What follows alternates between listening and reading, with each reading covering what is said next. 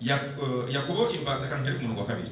Bene data mwemere ko ari byishimo rwose ni mugubwa gitungo nibagerageza bitari bimwe.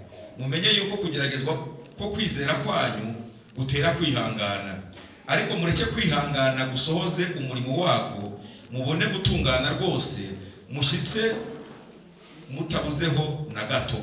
Ariko niba hariho umuntu muri mwe ubuze ubwenge, muri bande? Muri twebwe ubuze ubwenge, abusaba Imana iha abantu bose itimana itishamba kandi azabuhabwa. Ariko rero asabe yizeye ari ntacyo ashidikanya, kuko ushidikanya ameze nk'umuraba wo mu nyanja ujyanwa n'umuyaga ushushubikanywa, umeze atyo ye kwibwira ko azagira icyo ahabwa n'umwami Imana. Ngo 8 ntushaka kukanza gusoma mu Cyongereza. Kuko umuntu w'imitima ibiri anamuka mu nzira ze zose. Dusomere kuva mu bakora kujya kwa 8. Sintambo nza gusobanura ko namugiye kwigisha. Reka dusome James chapter 1 verse 2. Faith and wisdom. My brothers and sisters, consider yourselves fortunate when all kind of trial comes your way. For you know that when your faith succeeds in facing such trial, the result is the ability to endure. Make sure that your endurance carries you all the way without failing, so that you may be perfect and complete, lacking nothing. But if any of you lack wisdom, you should pray to God, who will give it to you, because God gives it. When you pray, you must believe and not doubt it at all by the wind. People like that are unable to make up their minds and undecided in all they do. People like that are unable to make up their minds. People like that are unable to make up their minds and undecided in all they do. Must not think that they will receive anything from the Lord. Umurongo wa 7 muri Bibiliya mfite hano ni New Version American Standard. Ivuga ngo ku murongo wa 7 aravuga ngo for that person ought not to expect that he will receive anything from the Lord, being a double-minded man, unstable or in all his ways. Ndashaka ijambo rivuga ngo muri abenzi ntabwo barivuze, rivuga a person of double mind.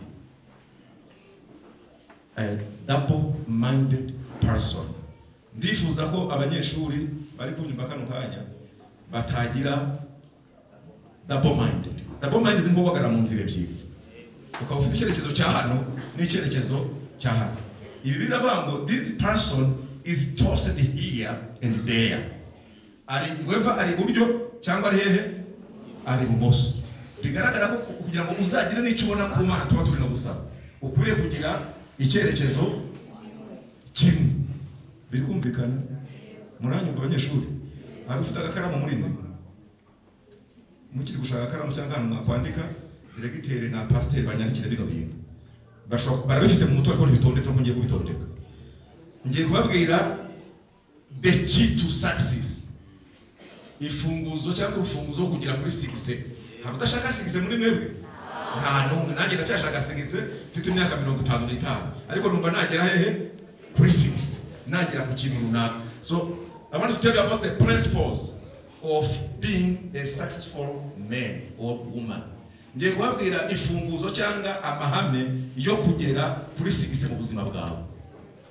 bitagombeye amashuri, bitagombeye diplome nayo irakenewe cyo koze, ariko ukazagera kuki kuri sige. Ntabwo bisobanura ndasoma gusa, directeur na pastor azasigara babisobanura. Uyu musaza rero muvugana ugiye kubenspira gutyo, nababwiye ko mfite imyaka 55 mu iterano rya mbere hari, hanyuma nize amashuri ya teologiya na ibintu by'amasiyansi, nize neza ko siyansi nize zari ndi kurangiza hano. Mfite degree zibiri. Degree ya mbere ni muri Christian leadership, iya kabiri ni muri ministry and outreach, no kuvuga mu gukora umurimo w'Imana ariko no kudevelopa ibyaro. Mfite na masters ebyiri. Mfite masters mu cyo bita community care, ufasha ibyaro gutera imbere ariko ushingiye kuri Bibiliya cyangwa ushingiye ku murimo w'Imana. Indi masters nyifite muri missiology. Missiology batumva to kwa missionnaire. Missionnaire no kuvuga kuva mu bwoko bwawe, mu muco wawe ukajya gutangiza ubutumwa bwiza cyangwa itorero ahandi hantu. So I have two masters. The first one is community care. The second one is missiology, the missions. Ndagira ngo urumva ugiye kuvugana nawe utagira ngo ni umuntu uraho gusa. Byose nyakunda kubivuga namwe ntimwamwe mubizi. Reka mvuge izo principles. Iya mbere, ugomba kugira ikintu bita commitment. Mwandike commitment and focus. Sibyo? Bazasigara basobanurira. Nimba ushaka kugira icyo uzageraho, you have to commit yourself. Kandi icyo kintu wikomiseho ukagira gute? Ukafokasinga kuri cyo. Ntugire iburyo n'iki n'ibumoso. Ntugire imitima ibiri. Ntugire minds ebyiri. Ukagira mind imwe uri committed. Second, you have to sacrifice something and risk something. Ugomba kugira icyo bita akigoro, kugira ibyo utanze, kugira ibyo urisika kugira ngo ubone ibindi. Uranyumva neza n'abasore n'abakobwa? Hari ibyo ugomba kwigomwa, sacrifice, hanyuma ukagira n'ibindi ugira gute ucakira. Hari ibyo ugomba kurisika ariko witeguye kuzabona ibindi. Izo ni principle zo kugera kuri success. Gatatu, ugomba kugira icyo twita consistency and resilience. Consistency na resilience no mu Rwanda turafite uwo muco wacu uvuga ngo ubudatsimburwa ku kintu wagize gute, uravuga uti nimba ari iki ngiyeho nkigiyeho biguma cyangwa bigira gute, byoroha binanira cyangwa bitananira, ariko ndishoye kama mbaya. Uranyumva neza n'abasore? Ejo ntubu uri muri ibi, ejo uri muri ibi. Abajya mbibabwira, ejo ntubu uri mu bunyonzi, ejo wageze mu motari, ejo gucuruza amavoka, ejo uri ku ibyo ntaho wazanye. Iyo ni double mind. Ufokasinga ku kintu kimwe hanyuma ukagira resilience ukagitsimbatanaho. Sibyo? Abasore bazakubwira, abakobwa bazakubwira, abapapa bazakubwira, bazakubwira ibindi bintu, ariko kubera ko hari icyo bafokasinzeho ugume kuri icyo. Resilience and focus. Sinzigeze ku cyakangahe. Kane, self discipline. Ugomba and control. Ugomba kwigira gute? Kwidisciplina. Kugira ngo ngire kuri sigise, haro bigusana kurara ubusa. Haro byagusana no kutambara nkuko abandi bambara. Haro byagusana kurya nk'ibyo abandi barya. Haro byagusana kudepansa abandi batari kudepansa. Haro navuga byinshi ariko ntabwo gusobanura ngo ni self discipline. Ugomba kugira cyo bita discipline. Abanyababwira discipline mu ndege, mu ntwazangabo, mu modoka, hano usoko ufite akantu kitwa ka discipline. Nimushaka kugira ngo discipline ugomba kugira self control. You control yourself. Ugakontorora behavior yawe, ugakontorora ibyo uvuga, ugakontorora aho ujya, ugakontorora ibyo ukora, ugakontorora discipline muri byose, no mu myigire, no mu mirire, no mu myambarire ukagiramo discipline, no mu nshuti utoranya ukagiramo discipline, ikinyabupfura muri byose. Iyo nayo ikugeza kuri 6. Kandi handle positively the criticism and fears. Ibikuzaho bigukritika, bikunegura, nawe ushobora kuneshwa cyangwa gutsindwa, kugerageza bikanga, ugomba kubyubakira mu buryo positive, mu buryo butagira gute, butagusenya, ahubwo ibyo bibi ntango yo gukora igikorwa kindi. Kandi ukunegura wowe waramaze kugira commitment, nturekure, ukomeze ube resilient, ukomeze ugire gute, witsimbatane. Bazavuga bati wewe turaturanyije sibyo ibyo urimo n'ibyo. No, wamaze gufokasinga, urasenga, bandanye imbere, ibindi bijyo ku mpande uvuga iki amatwi, ukomeze umeke umwaterete ngira ngo ari kwirukanka ntabwo yahura n'umuntu baramaze akanya batamenya namba muramutse, yajya kuramukanya akomeza gufokasinga kugira kuri target, ahaza kugira gute, guhagarara kugira ngo afate igihembo. So ugomba rero gukora ikintu bita kubaka ibintu bikuvugwaho ubihandling ubyakira mu buryo positive bigutsindira. Bajya ngo umuhanga numenya kubakisha amatafari cyangwa amabuye abandi bamuteye akayasama wakagira gute akayubakisha. Uwo umuhanga uzagera kuri 6 aho kugira ngo yafate nawe ugire gute uyabatera ngo amatafari dotafari ndibice nundi ni yagutera indi bibice ubyubakisha inzu yawe. Ejo zavuga ngo yageze hariya gute yageze hariya kubera amabuye bamuteraga wakayubakisha inzu yiwe igakomera. Ngiye gusoza ni watsindwa try and try once again. Gira gute gerageza ugerageze wongere ugire gute ugerageze. Wivanga birananiye ngura mu professor sinzamutsinda unanagira ne musinzabivamo uzabivamo mu izina ryande rya Yesu. Do you want uzicho ugomba gukora wowe? You try and try and try for the second, for the first, for the fourth, for the fifth. Ugerageza n'ishobora kumyari. Hari umugabo umutera amakofe witwa Muhammad Ali.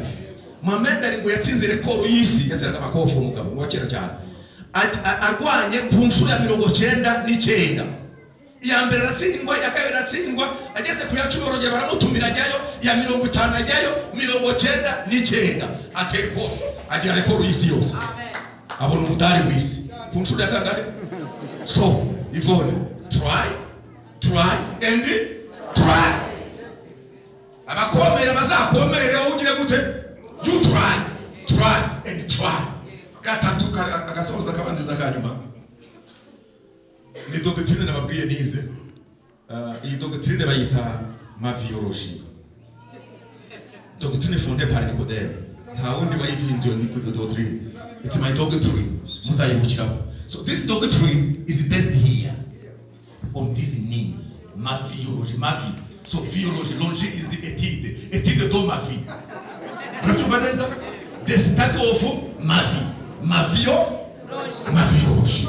Niba ushaka kugira kuri sibise ukabura kuza mu rusengero, build your future on this doctrine, the doctrine of maviology. Mwana mshabanyeshuri, this is the doctrine which will never fail in your life. Iyi maviology ndabwira bana bane ikuvana mu mudugudu kagushira mu kagari, kakuvana mu kagari kagushira mu murenge, kakuvana mu murenge kugera mu karere, kakuvana mu karere kagushira mu rwego rw'igihugu. That doctrine of maviology. Mwitima na leo. Hanyuma science. Uyu mugabo witwa Basha yitwa nde? Ndabwe bagiye ariko n'umuririmbyi. Yararembye ngo la science sans conscience et que inilwine dorane. Vuga kugira science idafite umutima nama no gusenyuka k'umutima no gushenjagurika k'umutima n'ibyo uzakora byose. So mwige iyi doctrine hanyuma mwijyanane ni science nigiye nyamagumba. Ni science biga science not zumuka cyangwa zimene zumuka. Mwige mwiga science zimene. So we are studying the science of zumuka. Abakijwe muri hano. Abakijwe mugire gutaba amaze kwakira Kristo mwami n'umukiza. Abakijwe muri hano. Ndi kwabwira amagambo akomeye. Mwubakire hehe? Doctrine dora mavi. Aha. Doctrine dora mavi yitwa maviologie. Doctrine dora mavi yitwa maviologie. Hanyuma mwubakire kuri science ubumenyi. Bushigiye ku bumenyi bwacu. Atari hano gusa. Science zumuka. Imana bahumurije mwakire kuri science zumuka.